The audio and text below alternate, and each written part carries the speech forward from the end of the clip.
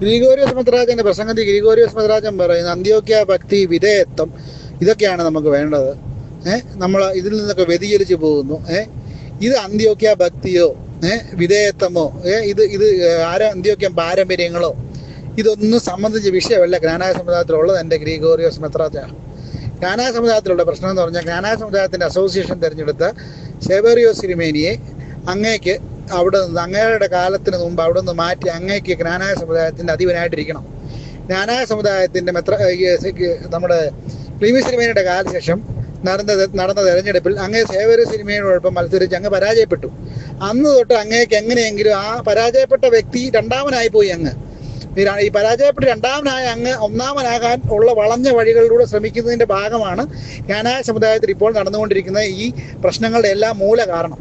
അങ്ങ് കാലം ചെയ്യുന്നതിന് മുമ്പ് ജ്ഞാനായ സമുദായത്തിൻ്റെ മെത്രാനായിട്ടിരിക്കണം, മെത്രാപ്പൊലീത്ത ആയിട്ടിരിക്കണം. അതിന് എന്ത് വളഞ്ഞ വഴിയും അങ്ങ് അത് ചെയ്യും. അതിനുവേണ്ടി പാത്രിക്കീസിനെ ഉപയോഗിച്ച് ഇപ്പോഴത്തെ തിരുമേനിയെ സസ്പെൻഡ് ചെയ്യിക്കുക വരെ അങ്ങ് ചെയ്തു. ഇനി അങ്ങയുടെ ഉദ്ദേശം ഇനി അടുത്തത് സസ്പെൻഷൻ ജനങ്ങളുടെ മുമ്പിൽ വിലയാകാതെ വന്നതോടെ ഇനി എങ്ങനെയെങ്കിലും കോടതിയിൽ നിന്ന് അങ്ങക്ക് ഒരു സ്റ്റേ ഒന്ന് അഴിഞ്ഞു കിട്ടിയിട്ടുണ്ട് അങ്ങേക്ക് സേവേറിയോസ് തിരുമേനിയെ മുടക്കുകൂടെ ചെയ്യാൻ. എന്നിട്ട് അങ്ങ് അവിടെ കയറിയിരിക്കും. ഇതൊന്നും നടക്കാത്തതുകൊണ്ട് അങ്ങയുടെ അടുത്ത ഉദ്ദേശം എന്ന് പറഞ്ഞാൽ ജ്ഞാനായ സമുദായത്തെ രണ്ടായിട്ട് പിളർത്തി കുറച്ച് പേരെ കൊണ്ടുപോയിട്ട് അങ്ങ് പുതിയൊരു സഭ സ്ഥാപിക്കുക. അതാണ് അങ്ങയുടെ ഉദ്ദേശം. അങ്ങ് ജ്ഞാനായ സമുദായത്തിനെ ഓർത്തഡോക്സ് യാക്കോബായ പോലെ രണ്ടുമായിട്ട് പിരിക്കാനാണ് അങ്ങും അങ്ങയുടെ രണ്ട് അനിയന്മാരായിട്ട് നടക്കുന്ന രണ്ട് മെത്രാന്മാരും കൂടെ തീരുമാനിച്ചിരിക്കുന്നത്. നിങ്ങളുടെ 3 പേരുടെ ഉദ്ദേശം ഓരോരുത്തരായിട്ട് ജ്ഞാനായ സമുദായത്തിന് മെത്രാപ്പൊലീത്തയായിട്ട് കയറി അവിടെ ഇരിക്കുക എന്നുള്ളതാണ്.